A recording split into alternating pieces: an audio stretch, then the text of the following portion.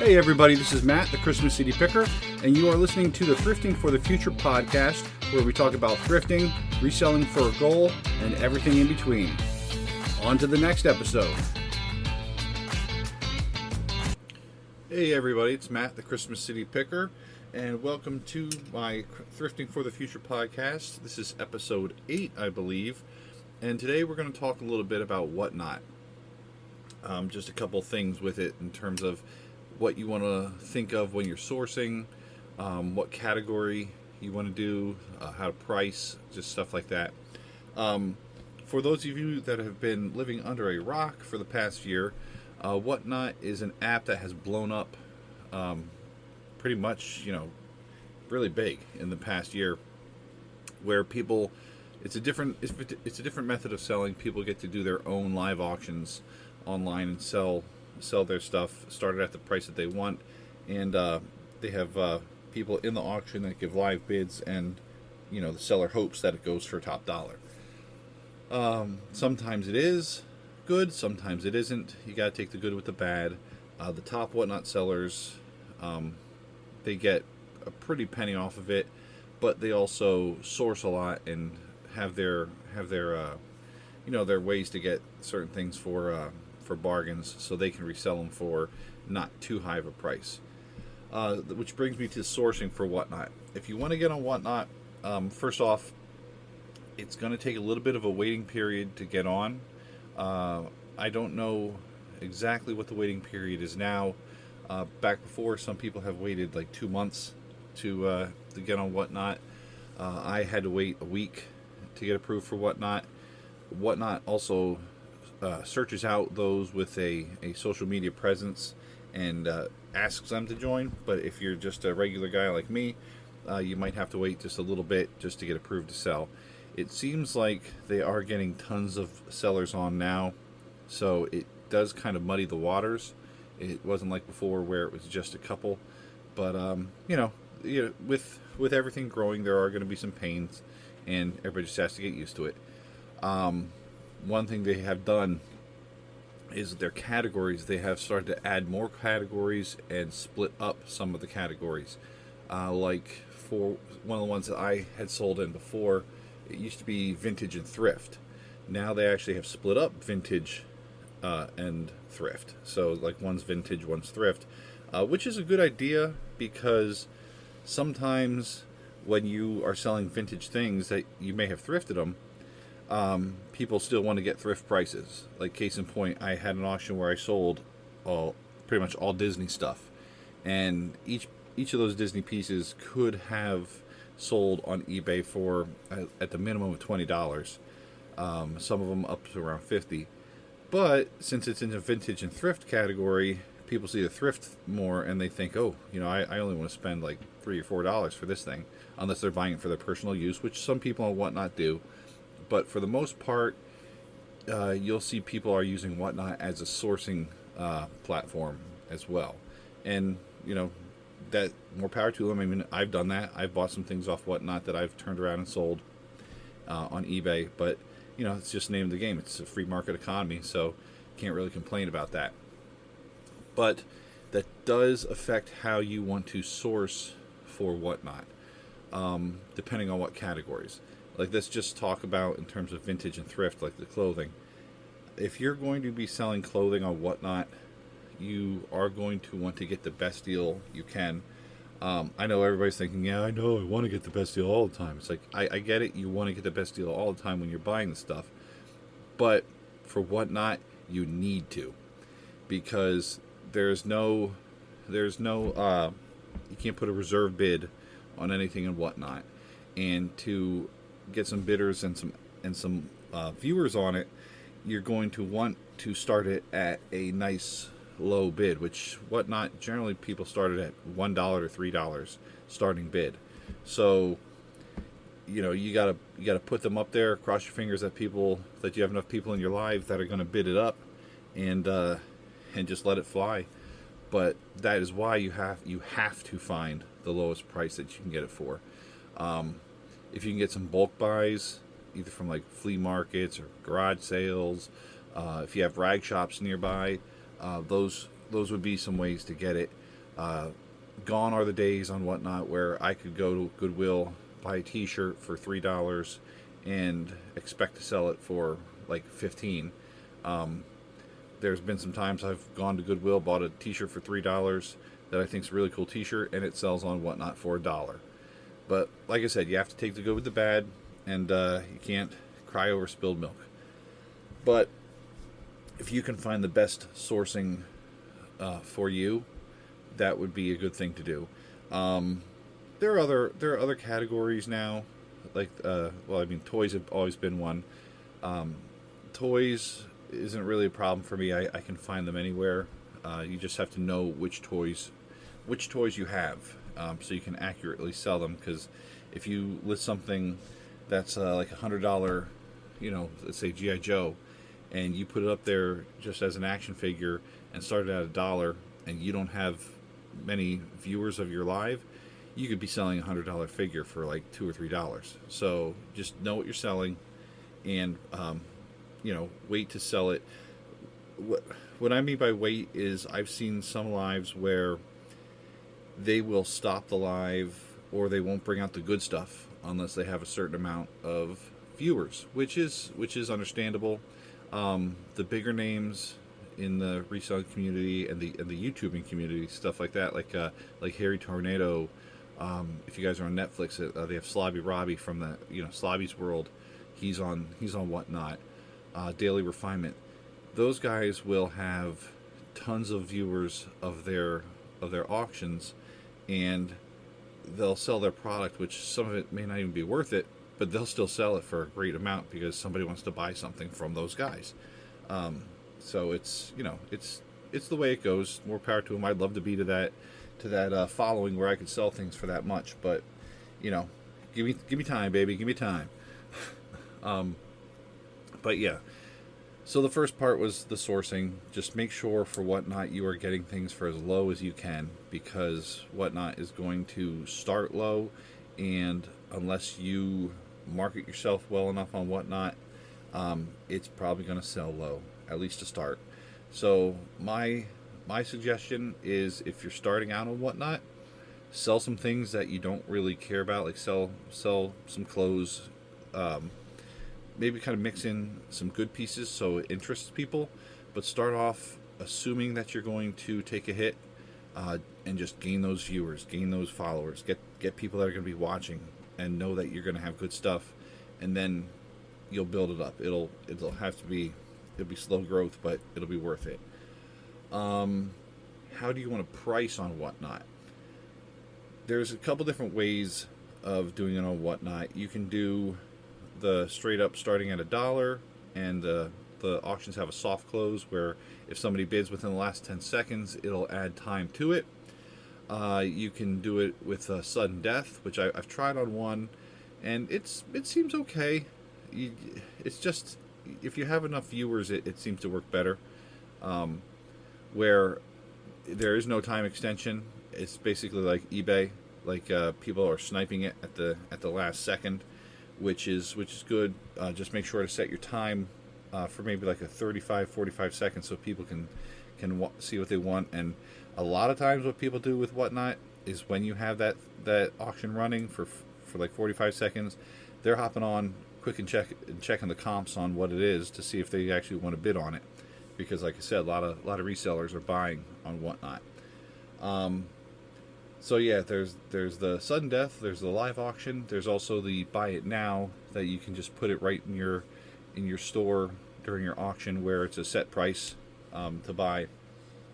I've done that. I haven't sold anything in the buy it now, but there's some things that I'm not going to start at $1, because I know that, like it's a crew neck sweatshirt worth $75. I'm not going to start it at $1, but I'm also not going to start it at $20, because a high starting price will scare people away. They won't even want to bid, because everybody wants a deal on Whatnot. So if you start something at $20, unless it's some of these people really know what it is, and you're a hype beast and stuff like that, it's not going to really do that great. So yeah, price accordingly. Know what you have. If it's something small, bundle it. I've seen some guys that they'll do action figures they'll bundle them up. They'll do a couple Pokemon cards or sports cards, bundle those up. They'll bundle up some clothing. So anything that you can do to get the prices up, look into that and try to do that.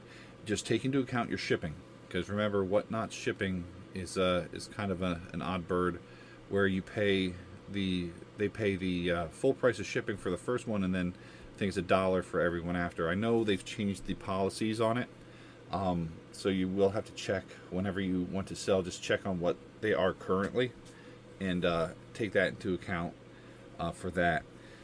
For categories, figure out what category you want to sell on. If you listen to the podcast that I did with John and Devin at the Severe Thrifters, we kind of talked a little bit about how that Whatnot mindset kind of gets into your brain when you're picking, and somebody, like I said, like me, that doesn't sell clothing or doesn't want to sell clothing, you're looking through clothing a lot and going and thinking, oh, I can sell this on Whatnot. This is something that'll go great on Whatnot. But honestly, I don't enjoy selling clothing. So you have to kind of keep yourself in check and just go stop. Like, if you don't want to buy this stuff, don't buy this stuff, because if you don't like it, that's the name of the game. If you don't like what you're selling, then don't sell it. Don't pick it up to sell it just because Whatnot can get you some dollars for it. That's why I have totes full of clothing in my storage unit. Well, that and because I bought a storage unit full of clothing.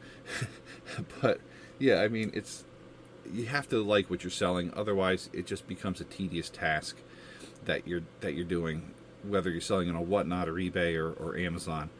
But yeah, for Whatnot, know your categories that you want to sell in and what you like selling in, because that makes for a more enjoyable live. I try to always interact with people on my lives, regardless of what I'm selling. But if you're one of those people who just can't generate your own excitement over anything, because like me, I'm a talker. I have the gift of gab.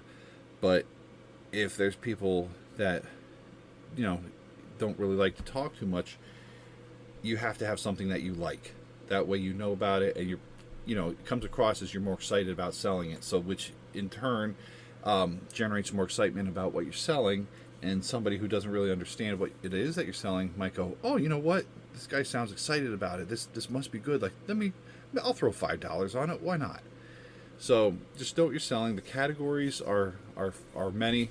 Actually, let me pull it up, and we can just talk about the categories really quick here.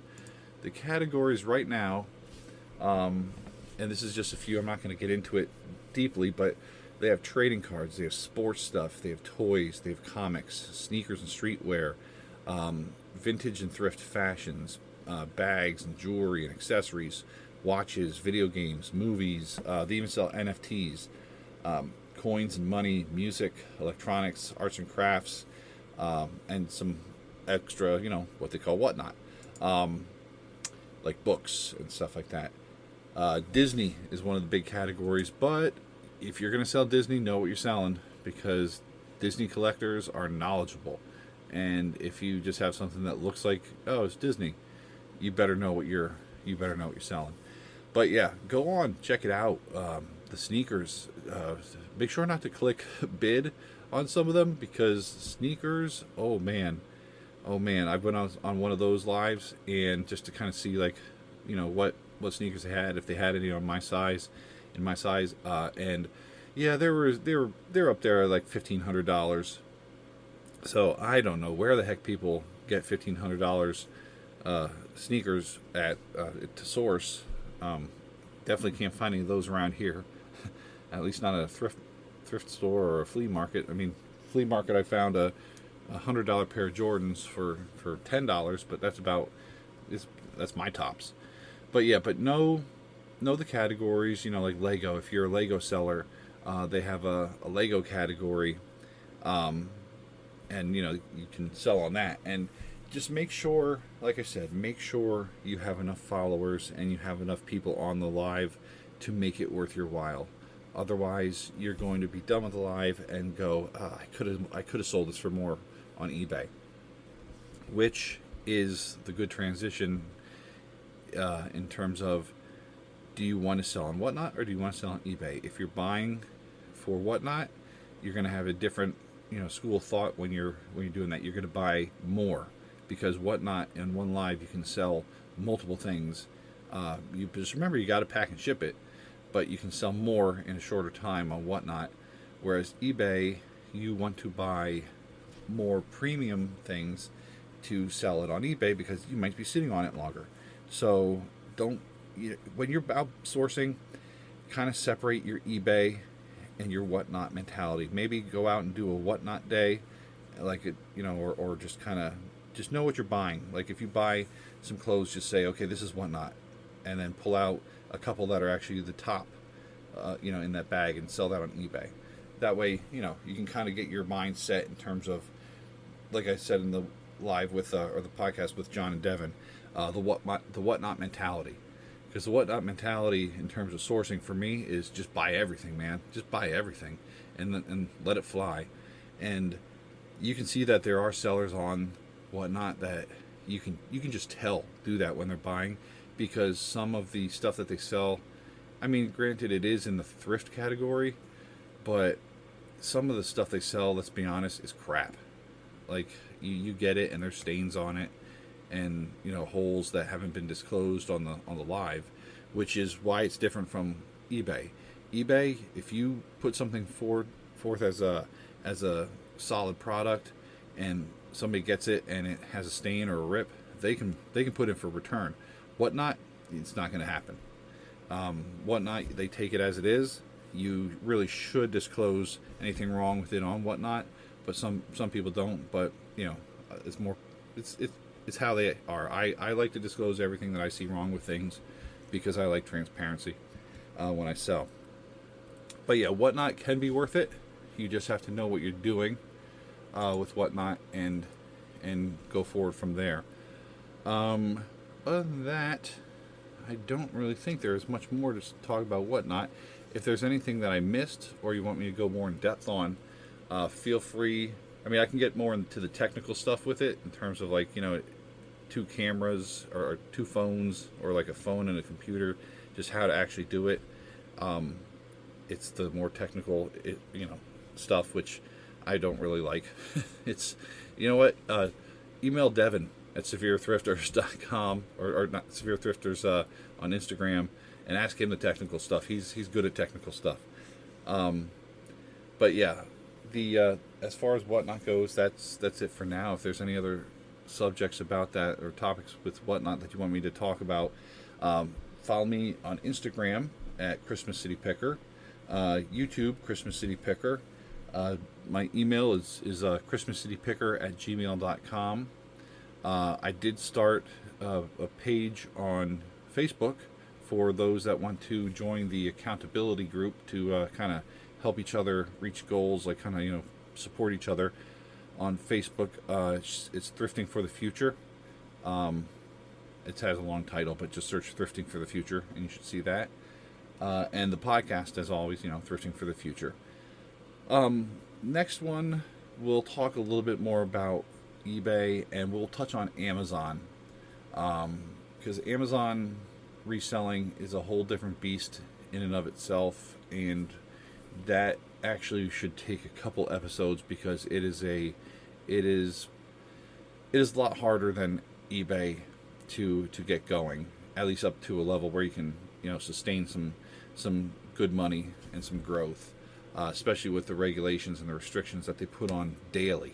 So we'll talk about that at a later episode. But for right now, I just wanted to give this little episode about Whatnot, cover a little Whatnot things, and we'll get into some more stuff later. I will do a YouTube video this weekend, hopefully, about stuff that I've found in the past week and resold, and we'll start getting more things posted as fast as I can. But as for now, have a great day and a better tomorrow. See ya!